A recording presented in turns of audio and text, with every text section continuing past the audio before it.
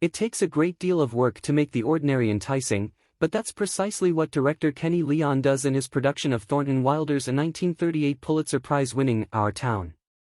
Set in the fictional town of Grover's Corners, New Hampshire, the three-act play offers the audience snapshots of the inner workings of a typical American town. Days in Grover's Corners consist of milk deliveries, baseball, choir practices, conversations around the dinner table, and even a young couple falling in love. While nothing extraordinary occurs, the heart of the story is about how people relate to one another, which the play convincingly argues is the most essential aspect of life. Our Town begins with the introduction of the stage manager, a perfectly cast Jim Parsons.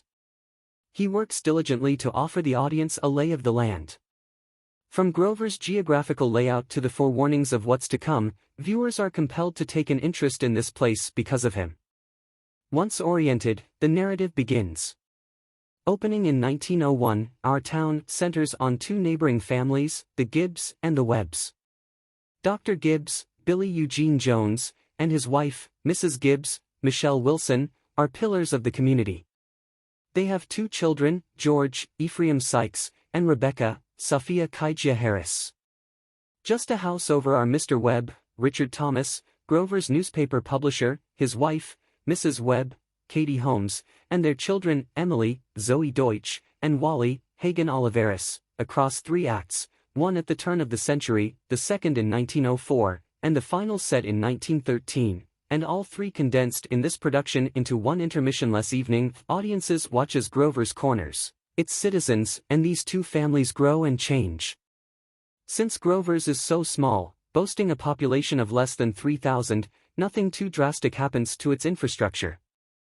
However, rooted in humor and deep emotion, the people shift and transform with the times.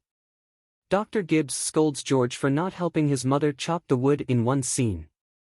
In another, Mrs. Webb and Mrs. Gibbs return home late from choir practice with the gossip-loving Mrs. Soames, Julie Halston, in a tizzy over Simon Stimson's, Donald Webber Jr., drunken antics.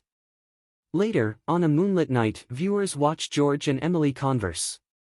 The spark of recognition between them will eventually become romantic. When it comes down to it, Our Town doesn't have a lot of plot, but it succeeds because it captures the most magnificent part of the human experience, life itself. Its outstanding performances and minimalistic set design by Beowulf Boritt highlight the brevity and magic of being alive. As Mrs. Webb and Mrs. Gibbs move around in their kitchens every morning to prepare breakfast, they mime without props, but the smell of bacon wafts through the theater, literally. When Emily and George gaze out of their windows in the evening, it's easy to envision the full moon and crisp breeze. Moreover, there is also something to be said about inclusive casting. Adding more depth to a narrative originally written for white, able-bodied actors, Leon's choice to cast deaf actor John McGinty as milkman Howie Newsome and black actors in the production further showcase how timeless and universal Wilder's words are.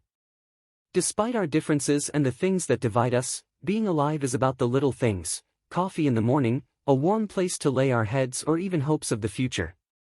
Though Our Town runs just 105 minutes, much shorter than the original 2 hours and 35 minutes, the last act does drag a bit.